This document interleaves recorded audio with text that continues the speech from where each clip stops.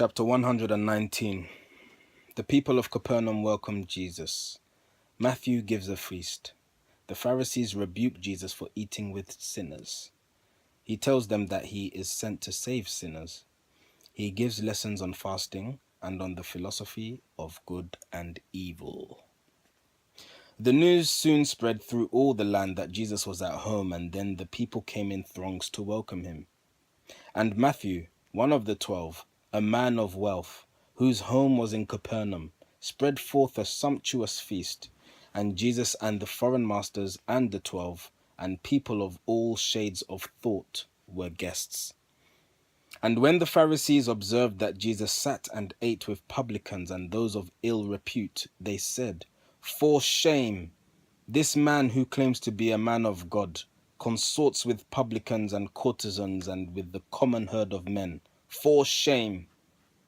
When Jesus knew their thoughts, he said, "They who are well cannot be healed. The pure need not be saved. They who are well are whole. They who are pure are saved. They who love justice and do right need not repent. I came not unto them, but to the sinner I am come."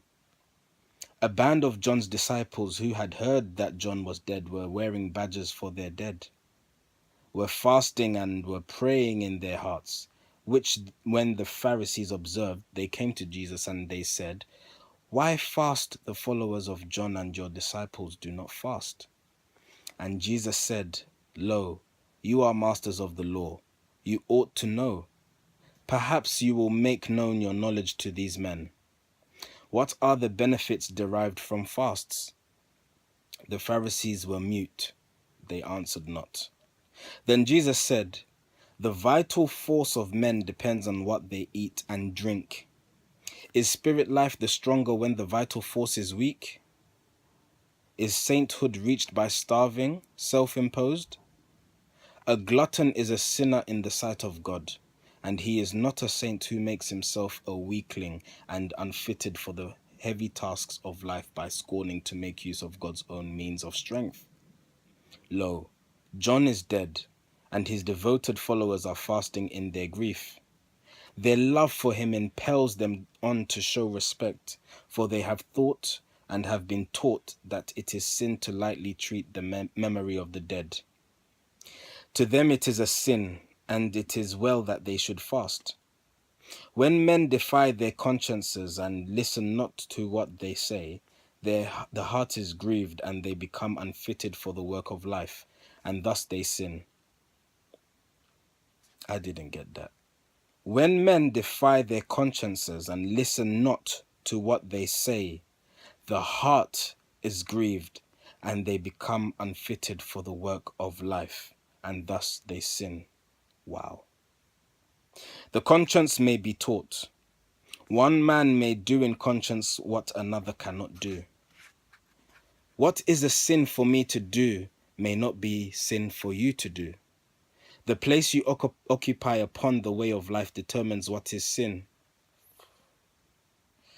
There is no changeless law of good, for good and evil both are judged by other things. One man may fast and in his deep sincerity of heart is blessed. Another man may fast and in the faithlessness of such a task imposed is cursed.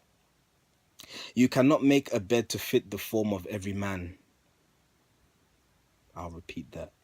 You cannot make a bed to fit the form of every man. If you can make a bed to fit yourself, you have done well. Why should these men who follow me resort to fasting or to anything that would impair their strength? They need it all to serve the race. The time will come when God will let you have your way, and you will do to me what Herod did to John. And in the awfulness of that sad hour, these men will fast. They who have ears to hear may hear. They who have hearts to feel may understand. Mind-boggling.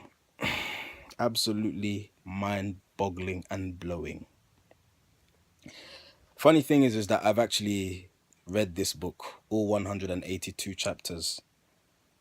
And it took me over a year to read the book. Not that I couldn't read it shorter than that period of time, but as I said before, the depth and breadth of wisdom in this book is actually unmatched to anything else I've read. And I have read the Bible. This particular chapter, though, what he said, I mean, if we go back to, where is it now? Something about the bed not being made for every form of man.